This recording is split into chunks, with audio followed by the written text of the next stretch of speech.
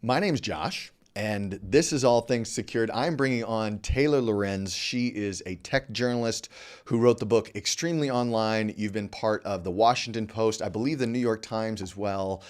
Taylor, thank you so much for spending some time with us today. Thank you so much for having me. I'm so sorry for my haters, and I No, think I feel so badly. I will say, controversy is completely manufactured, and it is hard to deal with as a journalist. And so I really appreciate the opportunity to answer people's questions, because I think sometimes people see a Fox News headline, or I cover influencers, so they always have something to say about the coverage that I do. And so it's great to be able to kind of speak to people directly. yeah.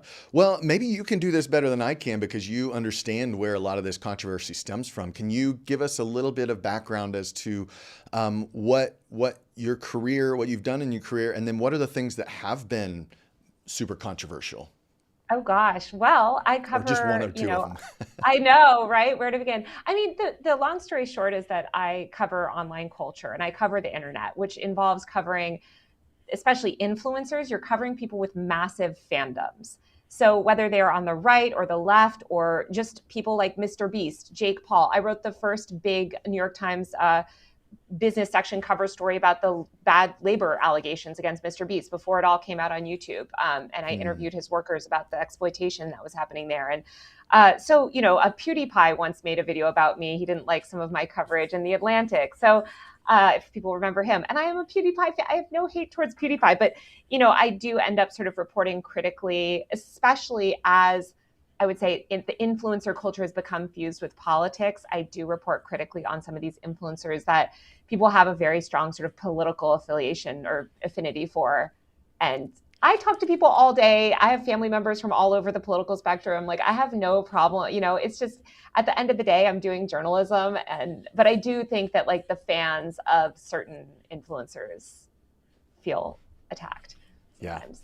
Well, answer this because being in the mid, like I'm not used to being in the midst of controversy. I mean, you have to have a level of comfort, I think, to be a journalist in general. Ha, can you give me an example of a time where maybe you haven't felt safe because of people attacking you or people not happy with what you have written about or shared? I'm sure that's happened at least once or twice. Yeah. Oh, I mean, I've been physically assaulted on the job. I've dealt with my parents have been swatted a bunch of times. They've had people call CPS, try to get my nephews taken away from my sister. Like, just crazy, stalking, doxing. I had a man move to LA he's a stalker that moved here, that was showing up to all my friends' soccer games on the weekends for a while looking for me. Like, I mean, I deal with a lot, which is why I'm a very private person. And yes, I do use my real name. I think journalists, you gotta, I Yeah. expect a public figure, like, I think you have to have a level of transparency, but I'm a long time DeleteMe user. And I do try to kind of keep my information off the internet for those reasons. Yeah. Well, I think that's really what I want to dig in with you a lot as we go through this is just like, okay, so what steps have you taken in order to make that possible? Because I know I'm continually having to make those kind of steps, not because I am being harassed, but because I kind of have just this fear that if I like, I don't know. It's one of those things with online, being online where I didn't necessarily know what I was signing up for when I first started doing this. And there's always this feeling that just around the corner, there's something dumb that's going to happen. I'm maybe going to say something dumb, or I'm going to it's just going to happen, and suddenly everyone's going to turn on me, right? Like it may be just this unfounded fear, but it exists. You know what I mean? I feel you. I say dumb things, I think, on a near daily basis on the internet. Somebody told me actually early on in my career, I had not really received, this was like my first couple years in journalism. I hadn't dealt with like any insane backlash, but I was starting to break more and more stories. And I was really nervous about that. And she was like, the more you get that out of the way, like, the better, honestly. Like, that you go through it a little bit and you realize, oh, it's not that bad, or, oh, you know what, maybe I didn't say that right, or whatever. I don't mind controversy as much, so I don't mind going at it with people online, Hmm. but anymore. But it can be really hard, and it can be really scary. It's not so much me, because I'm like, again, I'll go. I mean, I was at Trump's inauguration. I'll go into like places that are very intense, where there's a lot of, or I've covered a lot of extremist rallies, Charlottesville, et cetera. And I don't have a problem with people sort of coming to me or showing up and confronting me. I more worry about the people around me. And I'm sure you feel that way too, which is why I have DeleteMe. This sounds like a sponsorship. I'm actually not sponsored by DeleteMe. I did ads for them once, but like I really am just a user, but I have like the family plan and stuff. And I try to educate my friends and family about privacy a lot. That's interesting. So they're not always the best. You specifically did like that type of stuff, DeleteMe, for more for your family actually than for you. That makes sense. Okay, I want to hit this head on, just because I can already tell, like, it's so weird. I'll give you this. Let's ask the questions. I can't see them. I'm so sorry. I would be responding to them, but no. So I'll go ahead and I'll put this here. So this is from somebody that says, "Queen of Doxxing and Propaganda, unsubscribed." Now, the propaganda point, I don't really care, right? Like, everybody has their own thing. But I think there is this interesting question for a journalist like yourself to say, okay, how do you distinguish between reporting on somebody and doxing? What is Absolutely. that line? The line is very high, very high. And I have a higher line than we ever had at the New York Times or Washington Post, like personally even. But I report on influencers who often make great attempts to hide their identity or don't want you looking into their person. I mean, even someone like Mr. Beast, was going by a pseudonym for a long time and didn't want his name out there for a while. And there was discussion when I first started reporting on him, like, should we use his legal name? That is always the question, especially with streamers as well. A lot of Twitch streamers, especially women, they don't want their legal name out there. And that's something, when I worked at the New York Times, I fought with the editors a lot about. It was to use women Twitch streamers sort of preferred names, or use their screen names, which I do really try to do. I think what that person is probably referring to, just based off their commentary, is my story on Libs of TikTok, who is a far-right internet personality influencer who I reported on her identity. Basically, she was, at that point, she had raised millions of dollars in fundraising from the Babylon Bee, a far-right sort of news organization, and she was doing media appearances. So she was calling into Tucker Carlson. She gave a whole interview to the New York Post. She had amassed millions of followers. She was getting mentioned on Joe Rogan, and she was being referred by the right as the assignment editor for right-wing media. Effectively, she would post something on her account, and it would be on Fox News and Breitbart and everything the next day. And also, most importantly, and this was what finally made it cross the bar, even throughout all that, I was like, I don't know if we should use her real name. What crossed the bar is that Ron DeSantis's press secretary said that she directly informed legislation in Florida around the Don't Say Gay bill. And I think that we, as the members of the public, have the right to know who is shaping our laws and who is shaping. She was also later appointed to the school board in Oklahoma.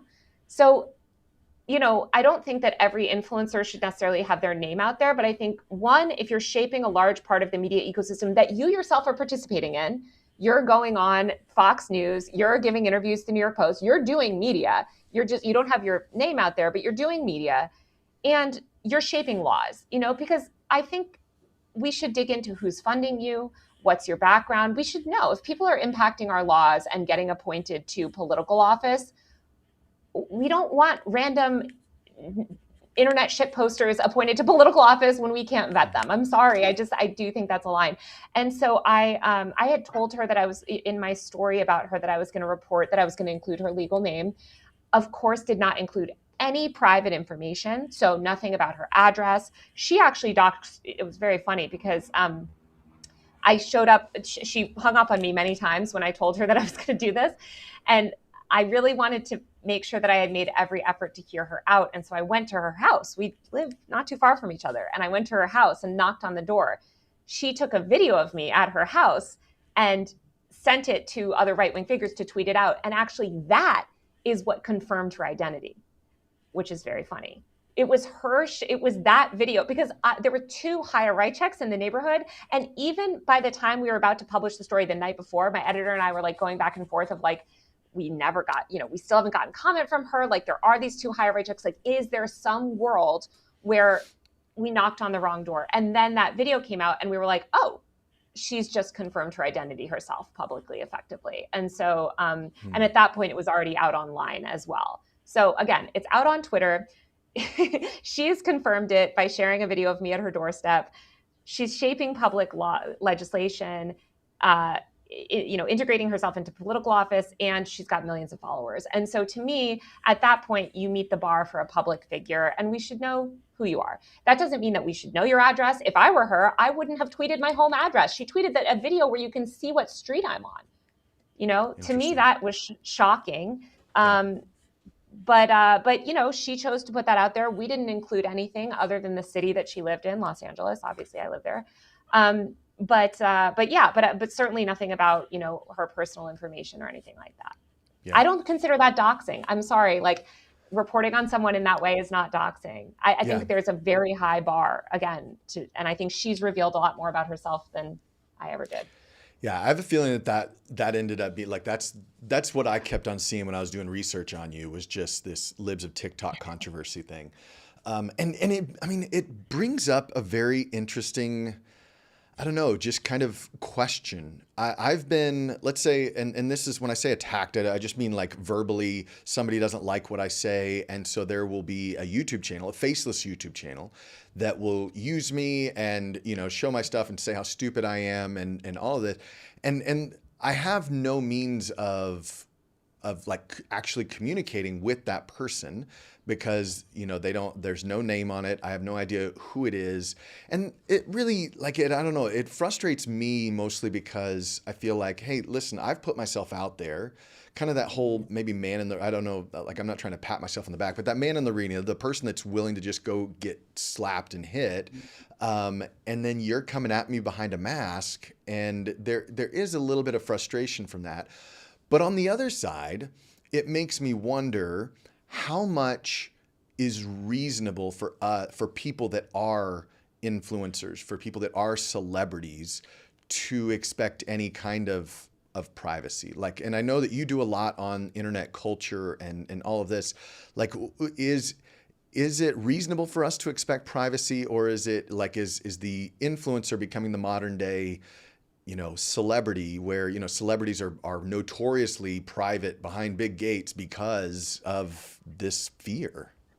Yeah, I think about that a lot, and I thought about it a lot in this story. Of course, Haya Raichek had my phone number. I was at her house. I made so many attempts to talk to her. And if she had come back and responded before publication and actually had a conversation with me and been like, which, we later chatted sort of notoriously. She did another interview with me that didn't go very well for her. But, if she had said, listen, I know you guys are going to report my identity. And this has happened before with stories where I've said, hey, we're going to include your legal name. And they'll come back, sometimes with a legal letter about, why, or they'll just have a person-to-person conversation and be like, listen, for these reasons, like, I would ask that you not include, or you just include this, or you don't include this. I would be always so happy to hear that, and so happy to engage with that person and make the case to my editor that, like, maybe we shouldn't include it in this story for XYZ reason. Again, in this case, I think you're informing political laws. And I think actually your identity is going to be public, whether you like it or not, for that reason. But in terms of these big influencers that go by like pseudonyms, for instance, like, I think there's a very strong case to allow them to stay anonymous. I'm a huge supporter of online anonymity generally. Like, I hate it. Anonymous accounts criticize me all day. Do I wish I knew who they were? Yeah, I wish I could tell all of them, they suck. But I will always defend their right to be anonymous. Not just for hate and harassment, just because I think we live in this like surveillance world. And if you have made that sort of boundary for yourself, and there is no hard news reason why your identity is relevant, in this case, by the way, sorry, one other thing I'll note is that her identity was relevant because she participated in the January 6th insurrection as well. So that was another thing, is that she had, which was, of course, there were criminal cases against people. So I just think in that case, it met the bar for like every single, Hmm. thing. But most of the time, I would argue that people should have the right to remain anonymous. Let's take the flip side for that for a moment, because there are, a lot of us as adults that go, hey, we recognize the fact that privacy is important. I don't want my name out there. I don't want my information out there. I'm seeing a lot where, let's say there are people that are trying to get their kids to become influencers, and now their kid's full name is out there. Like, I mean, even my kids and I were watching Dancing with the Stars, like at an old season, and I realized that one of the people, she hadn't even graduated yet, and they were talking about what high school she was at. They were talking about like all of these things, and she was already a TikTok star, so I mean, it probably didn't even matter at that point. But it just, I don't know, like, what are there risks? Like, is that as risky as it feels to me? Like, is that something Yeah. that parents should be a lot more worried about? I mean, it's so funny because the child influencer thing gets brought up all the time, and there's all these like laws for child influencers. Fundamentally, that is parents invading their children's privacy, usually, sometimes without the kid's consent. But to me, it's not. I mean, the influencers are what, maybe like 0.0001% of all children. I mean, I did a story years ago when I was at the Atlantic. I think it was back in 2018 or 2019, so I can't imagine how much worse it's gotten since then. But I interviewed dozens and dozens of children between the ages, they were between second and fifth grade, about the first time that they Googled themselves, effectively the first time that they realized, then they didn't have social media yet, that they had an internet presence. And I talked to kids that found out, for instance, one kid found out that there was a hashtag on Instagram that all of his entire family had been sharing photos of him since he was born under this Yeah. hashtag, many embarrassing ones. And one big piece of sort of privacy violation is also sports, children's sports. One kid I interviewed, was talking about how I think he didn't like swimming anymore, and all of his swimming information was online. And there's videos of the swim meets and the soccer meets. And I found preschools with public Instagram accounts and public Facebook pages where they post videos and photos of the children all day. Private schools doing the same thing. So I think these kids' privacy is being violated all over the map, and often not even for profit. Not that it's better that the influencers are doing it for profit, but it's like, parents are just oversharing. And I think we really need to have these conversations and say, this is not just an influencer problem, this is a parenting problem, and you need to start protecting your children's privacy. And I do think things like putting the emoji over the kid's face, which a lot of parents do now, is, those norms are very good. Oh, I lost your audio. No, I There appreciate we you go. telling me that. No, I apologize. I think I might have coughed I don't know if that was audible. I thought I'd muted my mic, but I obviously did it incorrectly. Yeah, that is, I do see that. I have seen that emoji thing. So that is you would say that that works. That's a good way to go about it, you think? I think it's better to not post pictures of your children. Ideally, again, like I'm very privacy minded. So I tell everyone I know, like, let your child build their own online footprint. They're already being surveilled. I mean, we can also get into like ed tech surveillance software, but like these kids are being given school laptops that surveil them at home, at like that are, they connect to the home Wi-Fi. They Yeah. get data from the home Wi-Fi network. Like, it is crazy what's out there. So I think, like, don't add to that by building this public image. But I will say, Josh, one thing that was kind of interesting to me when I interviewed all these kids is a significant portion of those children were upset that there wasn't more about themselves online. And a lot of them spoke about not feeling like a person because they didn't see themselves represented on the internet. They didn't have any Google photos of themselves. And that made them sort of feel this like loss of identity compared to the adults who all had sort of robust digital footprints. And I wonder, that was really weird and disturbing to me also, because I was like, oh, but that doesn't mean you're a person just because you're on Google Images. But I think kids are growing up in this sort of like digital age where they see that the online world is really pervasive and people build these online brands. And like, I think a lot of kids aspire to that. And so they're like, they want to put themselves out there. And I mean, Yeah. what I would tell to all those kids is like, no, don't cherish that. Like, try to preserve that. Actually, you're really lucky. It's so funny you say that, Taylor, because I'll be honest. One of the things that happened when I was doing research for this is you look up Taylor Lorenz, and one of the first things that comes up is, do you know what it is? I have no idea. Probably something Wikipedia. crazy. Oh, Wikipedia. my Wikipedia, which is And there's a lot of controversies on my Wikipedia. yeah, but I mean, but that's interesting in that the first thing I kind of thought of, believe it or not, was like, dang, I don't even have a Wikipedia. Why don't I? And No, Josh. exactly. I think it's kind of like the kids looking themselves up and going, why do I not get it? You know? And then the more I thought about it, I was like, wow, she has no control. She has, or at least very little control over what gets put I on have that no Wikipedia. control. And And there's a so, lot of misinformation, and they have a big age controversy on that Wikipedia, I will say, because I have never disclosed my birthday. oh, really? That's funny. But yeah, so it was the same thing where I was like, like honestly, my gut reaction was like, why don't I have a Wikipedia? And then like thinking about it and going, I'm so glad I don't have like, why do I care about that? Like that would probably not be a good thing, you know? No, it's the worst. And they are the Wikipedia, like, and I support the broad effort of Wikipedia, but like, I mean, it's become this thing, especially now, and I wrote about this, where everybody that goes famous online is getting Wikipedia. So for instance, if you're the subject of a viral tweet or viral controversy, often, which is, in some sense, the Wikipedia editors are seeking to react to the internet. But we're seeing viral fame come and go, like an election worker in Arizona that goes viral for being the center of a conspiracy theory. Suddenly her name and information is out there. She's got a Wikipedia forever that's constantly updated anytime she does anything. I don't think there should be this much, I don't like that. I really, it makes me sad. And again, I'm comfortable with it. I'm a journalist. I don't care, whatever. If people want to fight all day on my Wikipedia, whatever. But like, I feel bad for these sort of private people that get thrust into the public eye for no reason, and then they can never live a private life again. Yeah. It makes me think of the event that happened, I think it was last year at the Coldplay concert, where these two people had some, their indiscretion, which I think I'm not up on current events. So I think she like sat down with Oprah or something recently. I think I read something like that, telling her side. But regardless of how you feel about them, and regardless of how, let's just say, I'll think, the very worst, that she was cheating on her husband, she was, like doing all this stuff against her family, like to be that person would be horrible, like unbelievably horrible. And I think it's just like an unfair, yeah.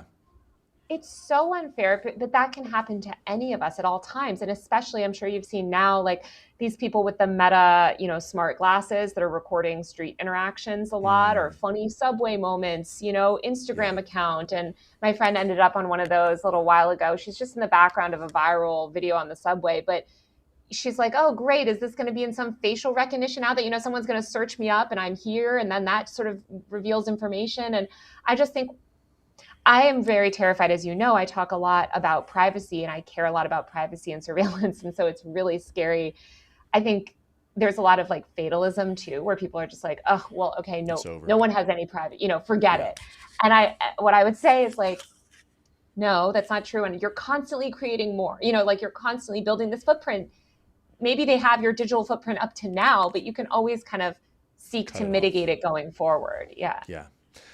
Well, we're going to return with Taylor in just a moment to actually talk about some of the practical ways that you can minimize that footprint and really just make sure that you are keeping as much privacy as you possibly can.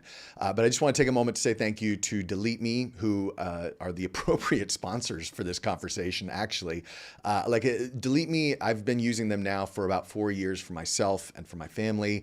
As you heard earlier on, Taylor uses it for her and her family. I know there's a lot of journalists that do this, in part because they want to protect their family. And that's kind of basically what it boils down to for me. It's not just me, it's my family. I want to make sure that their information, my kids' information, my wife is not out there, so that if somebody gets mad at me, or if somebody, even if you're a business owner and somebody doesn't like something that your business did and they want to go after you because they don't like, you can actually request that that type of information is removed so that I couldn't just go and buy your phone number or buy your home address or even find out all of these things about you. So DeleteMe is one of these type of services that just does this really well.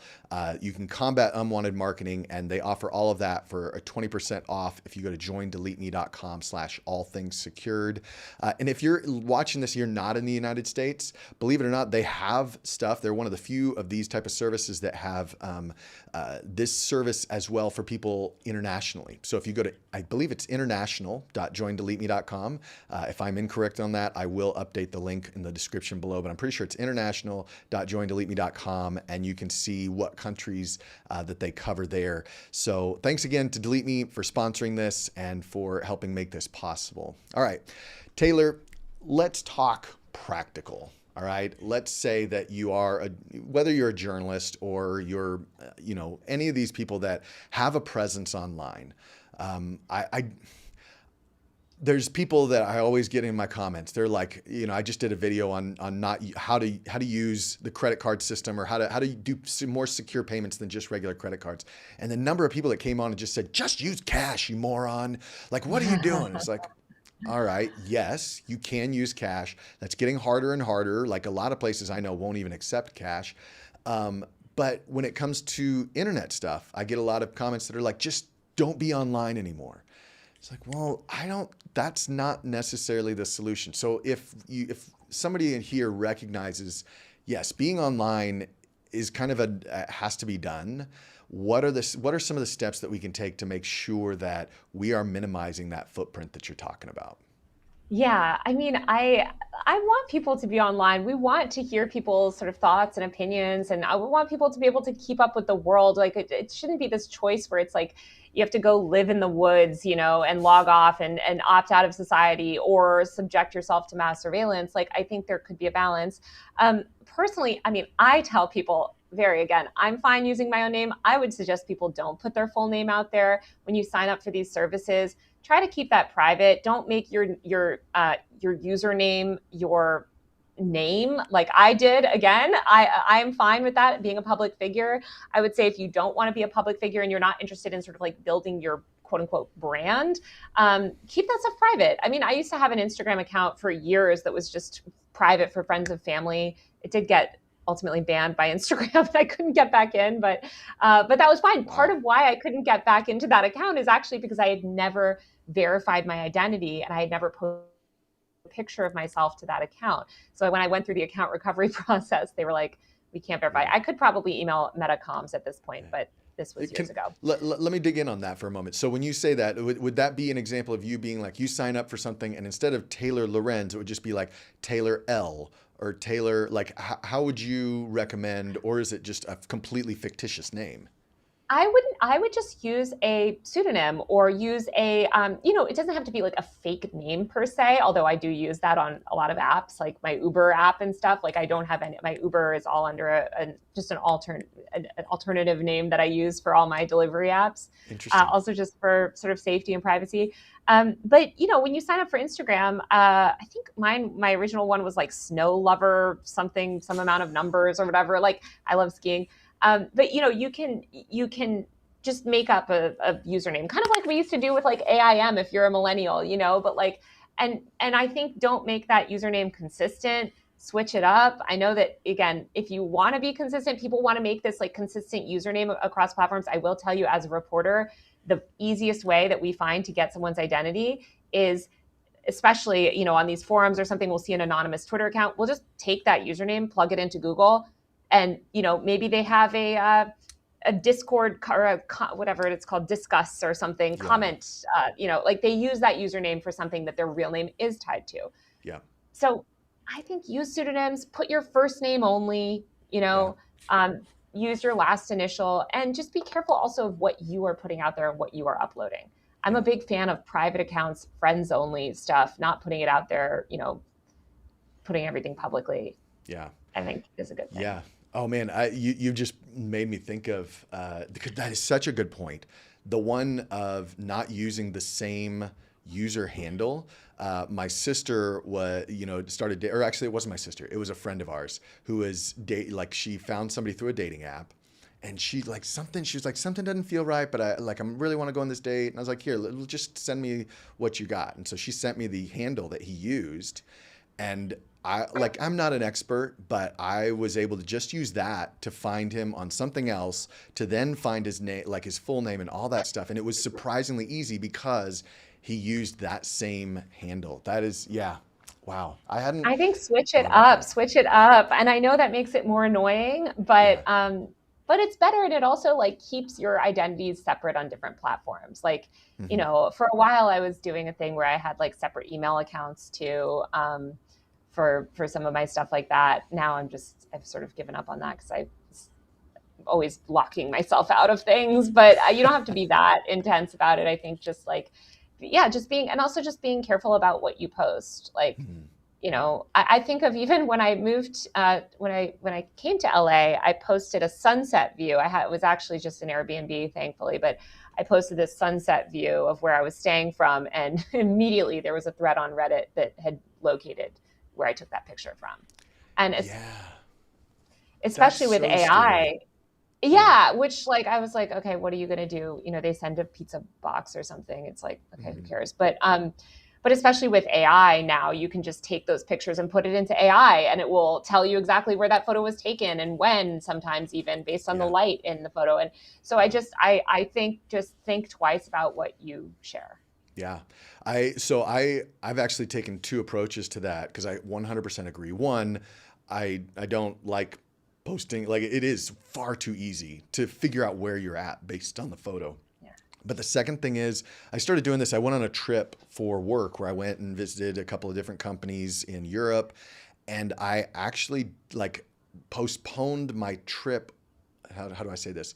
Like, I started my trip as far as Twitter's Yes. concerned after I'd Yes. already landed, and then I went through and posted about it as if I was I on the do the trip at the same time. thing.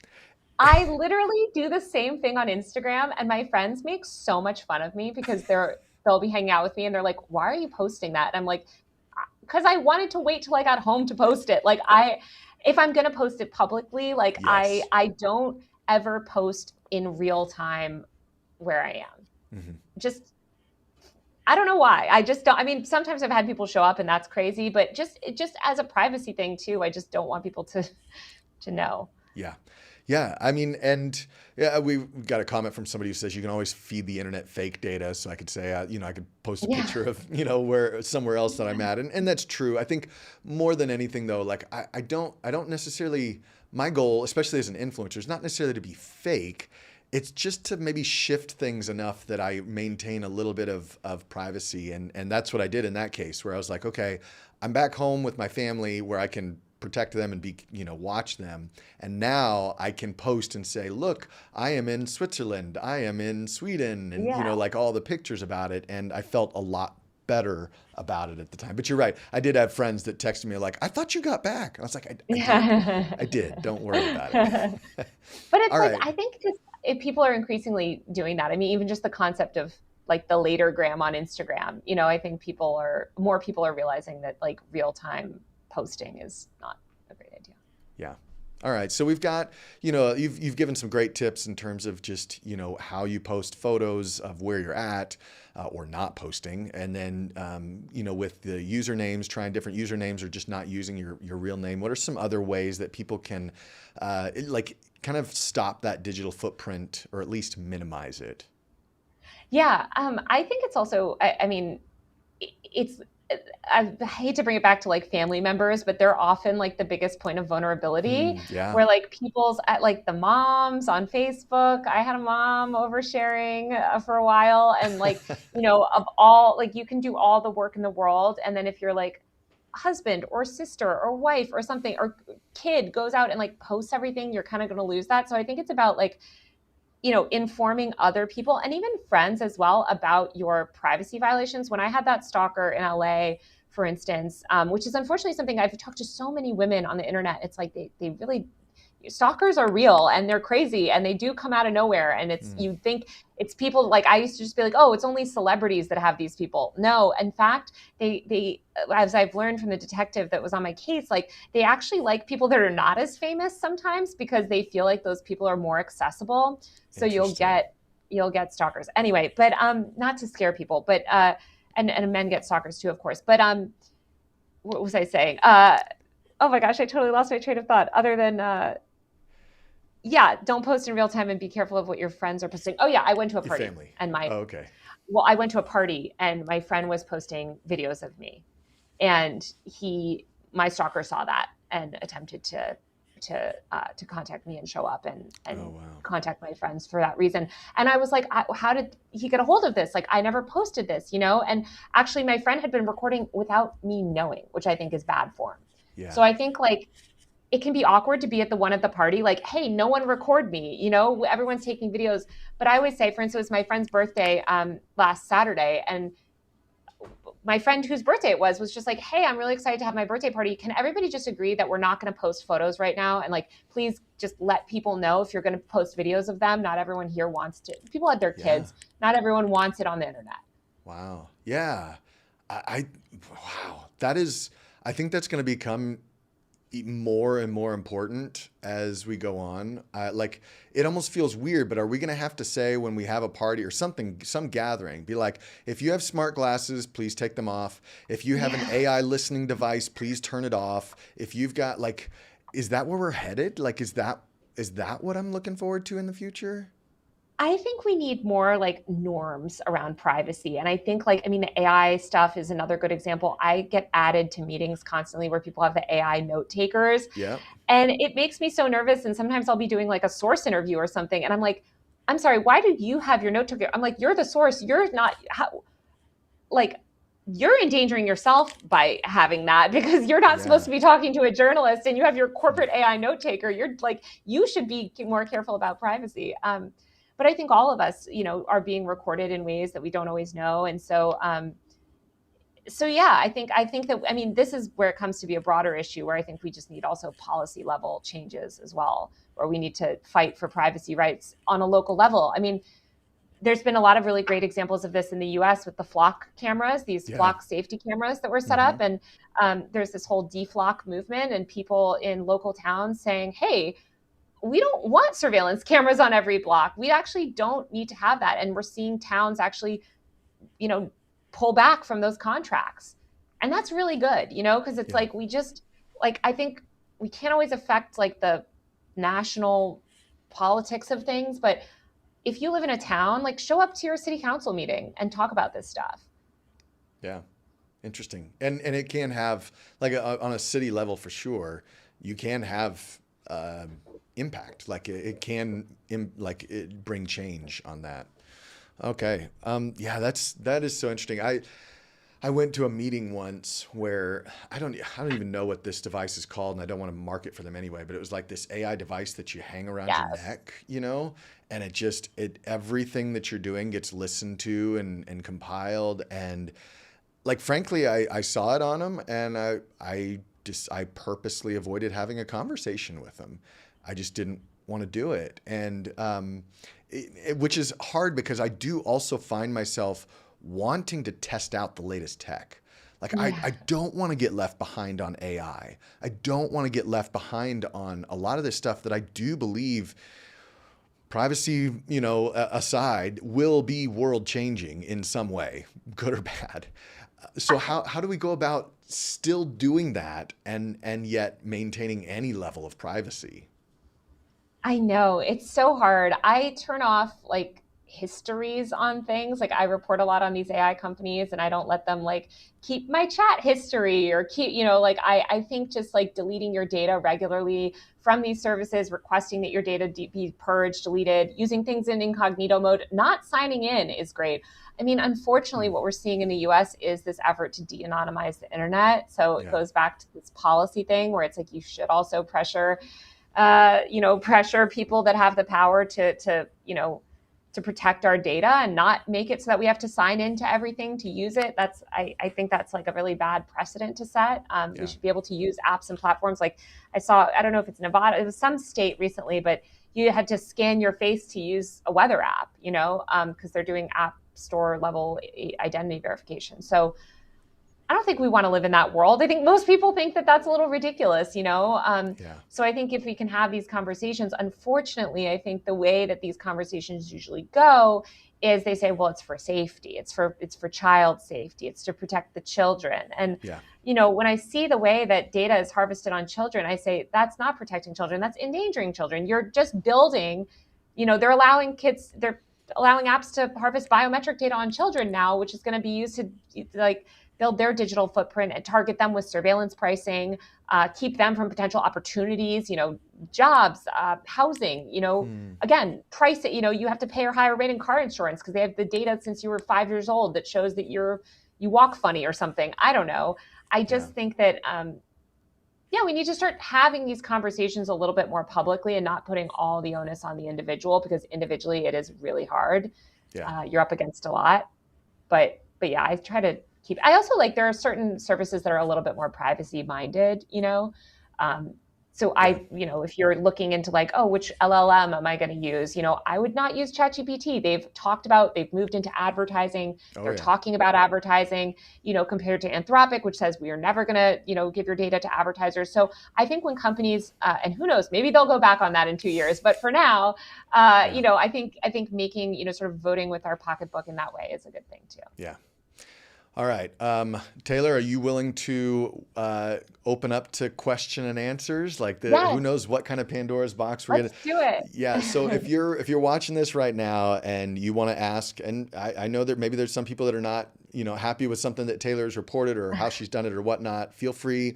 We'll see, as long as it's a respectful question that does not have expletives in it, I will be willing to show it and share it on screen here. But as we're doing that and waiting for some of these questions to come through, one of the things that kind of made me think about, Taylor, was kind of like the credit system in the US, where it feels like in order, it's this weird circular reasoning where it's like, okay, in order for us to give you credit, you have to prove that you have used credit and gone into debt and all that stuff. And, there's lots of financial, influencers of all different types that are just like, this is the dumbest. I mean, you don't have to do that. And yet that's the way the system's built. And it feels like that's the way we're moving with AI, where it's like, in order to take part in it, you have to prove that you've got history or that you've been using it. And that, I don't know, that just feels like a dangerous direction that we're headed. I don't think we're headed in a good direction lately, but maybe I'm just feeling sad about that. Yeah. Yeah. Does anyone have any questions? Yeah. All right. Well, this isn't necessarily a question, but I will bring this up just because I'm not intimately familiar with all the Flock stuff. But it says Flock claims they delete data after 30 days, although it's stored by a third party. What is your take on all of this Flock stuff? Is this something we should be as concerned about as it seems? I think we should be concerned about. I think there's this other YouTuber, Ben Jordan, who did a really great video showing that their claims around data privacy are not great. They had left, for instance, I think it was live feeds of hundreds of cameras open. I think also that 30 days is a pretty significant window. If you want to have somebody hack in there, they can do that. I also don't necessarily trust the data deletion stuff. Maybe they do delete it. I would say, what I'm more familiar with is this identity verification software stuff, which they claim. I mean, it's weird because in the laws, they'll say you have to delete the data, but then in order to show that they're compliant with the laws, they have to keep the data to show that they've actually collected the data and stored the data in a proper way, which is so it's a real catch-22. I think generally we don't want more systems that create more data. We don't need even if it went away right after, if it did go away right after, why do we have these cameras everywhere? If that's the truth. So I'm skeptical. All right. The next question, Taylor, you already answered this at the beginning, but I want to give you a chance to in a very, as concise as you can, answer this because, this person says, I thought Taylor doxed the libs of TikTok. And then basically just, went through what you did and then ended by saying, so if you're public, it's okay to dox and have your people harassed online. How do you Well, respond? I let's think not more. forget that Yeah. Libs of TikTok was running an account where she doxed innocent private citizens and teachers. She posted the address and personal home address and phone numbers of private citizens, teachers, just because they were gay. So I would say that Libs of TikTok herself does not respect people's privacy. But furthermore, again, it's not just that she's a public figure, it's that she was directly informing policy laws in Florida. We as Americans have the right to know who is shaping our laws. And I don't think any anonymous figure should be allowed to shape our laws. So, in one sense, yes, she's taking millions of dollars in funding.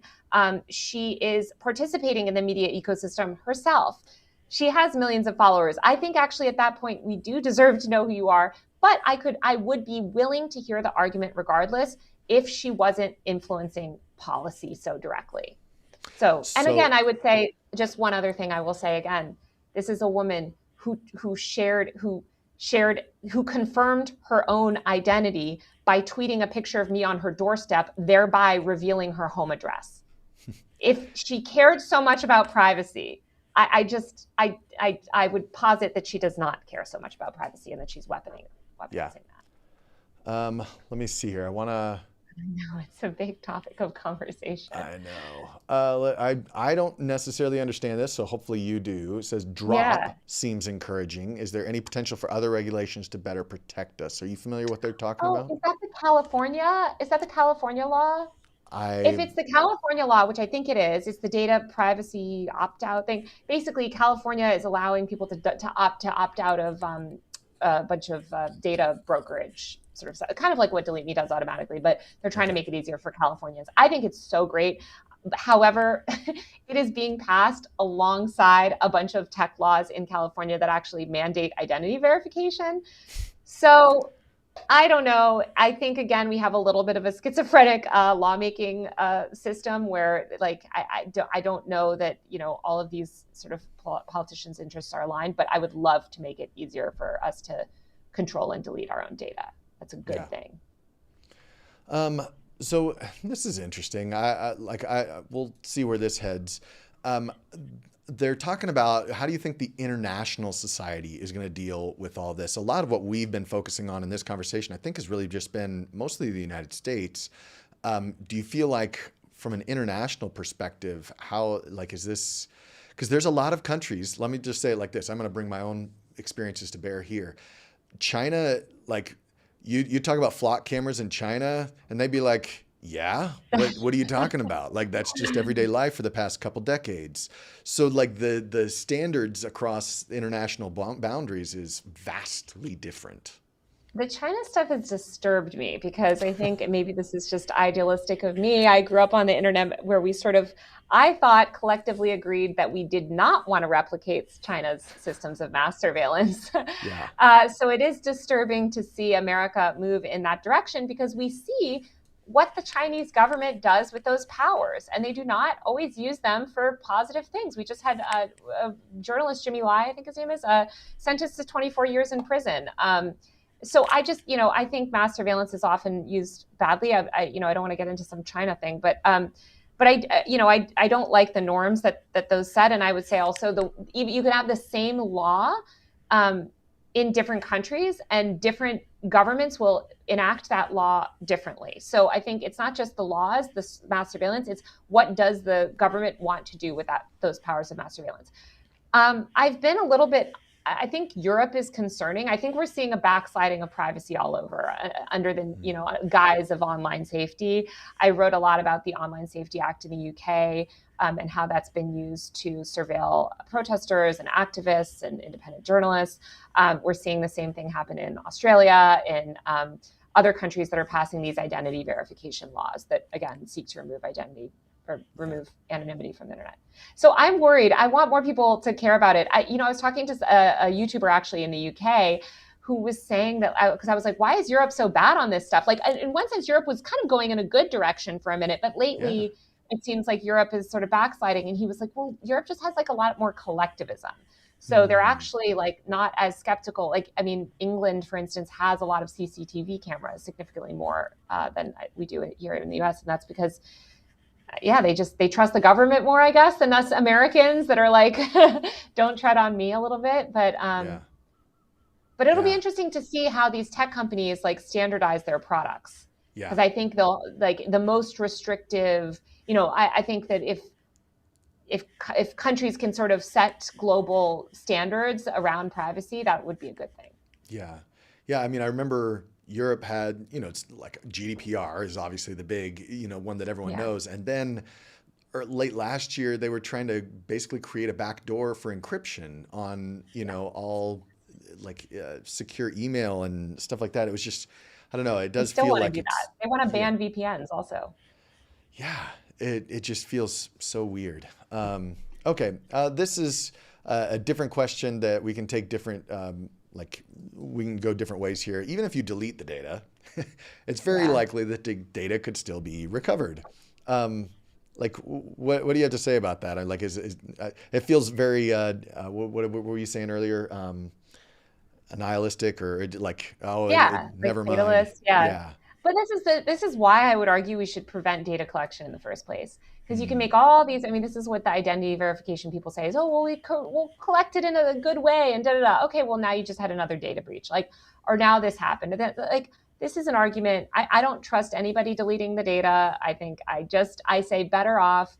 I mean, would I rather they say they delete the data than saying they don't delete the data and never delete the data? I want them to delete the data, but I think overall we should just stop stop stuff at the point of data collection Yeah. to begin with. Yeah. I mean, that, not to like make this a commercial or anything, but one of the things that I get asked about when it comes to DeleteMe is it's like, okay, well, I have DeleteMe delete the data. Why do I have to keep using them? Like, why have I been using them year after year after year? And the sad truth is it's like DeleteMe will find the same data popping up again on the same site. And that like all that means is if I wasn't having that monitored, I could go through all that effort of getting it, removed, and then they scrape it from somewhere else, that data broker.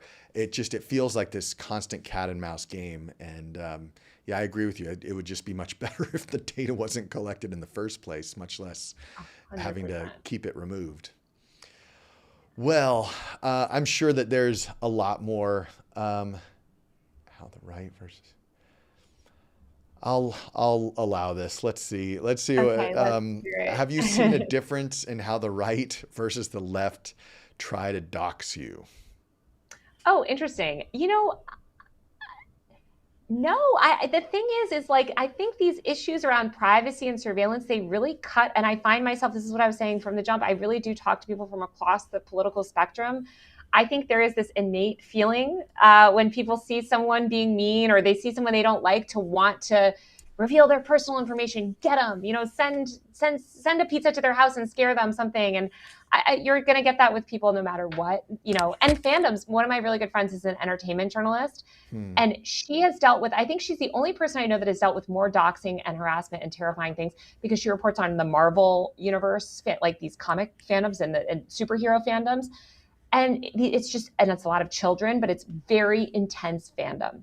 And Wow. so these people will go to the most extreme lengths to like find her person. And so I think it's just, I think that it's not even a political thing often. I think we like to think it's a political thing, but this is just a function of our modern internet, these crowdsourced investigations, these doxing campaigns, et cetera. And we all need to prepare for it. Like the Coldplay lady, she's just going to a concert with her friend or not so maybe not so friend, whatever she was up to, right? Going on a Yeah. date. Who knows what it was. But it's like, that's the whole thing. It's like, she wasn't put, like she's not famous. She's not political. And yet she can get doxxed overnight. So. Yeah. I mean, I think if I remember right, there were some people that would argue, well, she's, high level, like these people are CEOs or whatnot, but I don't even know if that really plays into that as much as people think it does. I think that they knew that after the fact. Yeah. They didn't know that while that was happening to her. Yeah. And we see this, I just bring it back to like the New York City. There's so many of these New York City subway accounts. And so, strange things on the street, right? Like strange people in LA, like people are just filming you. They've got the Meta camera, smart glasses now where they are filming everyone at all times. Yeah. I think these are dangerous precedents we're setting. Yeah. I'll end with this. I wasn't even thinking about this until you said all that, but my wife and I are just kind of binge watching Person of Interest. Do you ever remember that show? Yes. And like, there's part of it, like I remember watching it back in the day, and kind of just, oh, this is kind of cute. This is funny. And now with all of these devices that we are wearing, it's like, oh man, I don't like when these TV shows are, able to kind of predict the future a little bit, it feels like. I know. It's scary. I think about Black Mirror all the time, which was ultimately really prescient. And I'm like, oof, we Yeah. are sliding into this scary world. But Oh I'm so man. grateful for the work that you do, helping keep people safe. I've learned a lot. So I appreciate that, Taylor. Well, Taylor, why don't you, just for the sake of everybody getting to know a little bit more about you, can you share where people can get to like follow up on anything that you write? What's your home address, your phone number, all of those things? exactly, just the basics. You can find me on YouTube. I'm Taylor Lorenz, and I also have a live stream channel, Taylor Lorenz Live Streams, where I specifically cover privacy, and not privacy probably in the way that you think, but like more civil liberties and tech laws and stuff, and some of these like identity verification efforts and things like that. I also have a newsletter. It's just usermag.co, so you can sign up for that, and a Patreon. But I'm just everywhere under my real name, unfortunately, Taylor Yeah, Lorenz. that's So the you can way I find am me. too. Yeah. Yep. Well, Taylor, thank you so much for spending some time with us, for answering the questions, being willing to kind of just, yeah, dive into all of that with us. So thank you for being with us.